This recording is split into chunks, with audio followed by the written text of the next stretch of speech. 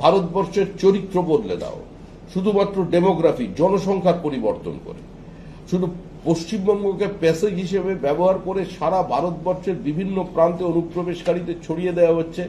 এবং এর সবচেয়ে বড় প্রমাণ হলো আজ পর্যন্ত বিজেপি শাসিত রাজ্যেও যত বাংলাদেশি অনুপ্রবেশকারী ধরা পড়েছে তারা তাদের ফলস আইডেন্টিটি বা কার্ড, তাদের ফেক ওই আধার কার্ড তারা সংগ্রহ করেছে পশ্চিমবঙ্গ থেকে। এবং এরা শুধুমাত্র ধর্মীয় কারণে নয়, আজকে আমাদের যারা ভারতীয় মুসলমান আছে, আজকে মুর্শিদাবাদের যে ভারতীয় মুসলমান আছে, উত্তর 24 পরগনায় যারা আছে, ওরা এপার থেকে এসে ওপার থেকে এসে তারা এপারের মুসলমানদেরও রুজি রুটির উপরে হাত বসাচ্ছে, ভাগ বসাচ্ছে। আমরা কতদিন আমাদের রাজ্যটাকে ধর্মশালা বানিয়ে রাখবো?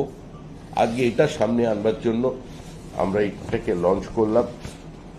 এবং বিভিন্ন জায়গায় দেখা যাচ্ছে যে চর্চায় বেরিয়ে আসছে যে ভোটার টাকায় মানে রেশন কার্ড পাওয়া যাচ্ছে 10,000 টাকার বিনিময়ে, ভোটার কার্ড 20,000 টাকার বিনিময়ে।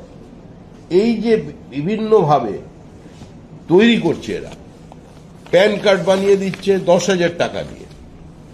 এরা যারা ধরা পড়েছে প্রত্যেকটা জায়গায় তারা পুলিশ ইন্ট্রোগেশনে স্বীকার করেছে। আমি আবার বলছি, বিজেপি শাসিত কোনো রাজ্যের আমি পরিসংখ্যান না দিয়েও বলছি, কেরল এবং তামিলনাড়ু এই দুটি রাজ্য, এখানে এত পরিযায়ী শ্রমিক আজকে সেখানে ইল্লিগাল ইমিগ্রেন্ট হিসেবে ধরা পড়েছে, প্রতিনিয়ত রেড চলেছে।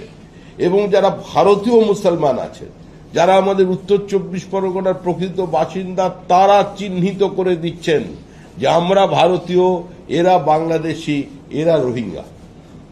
আজকে তাদের যে হিসাব তারা আজকে জানিয়েছে যে আমরা 10,000 টাকা, 20,000 টাকা এ ধরনের ফিক্সড রেট আছে, এই রেটে আমরা পশ্চিমবঙ্গ থেকে কার্ড সংগ্রহ করছি। এটা স্বাভাবিকভাবেই শুধুমাত্র ব্লক ভোটের স্বার্থে একটা নির্বাচনে যেতে হারার প্রশ্ন নয়, এটা সামগ্রিকভাবে আমাদের দেশের আভ্যন্তরীণ নিরাপত্তাকে সঙ্গে আমরা সমঝোতা করে নিচ্ছি।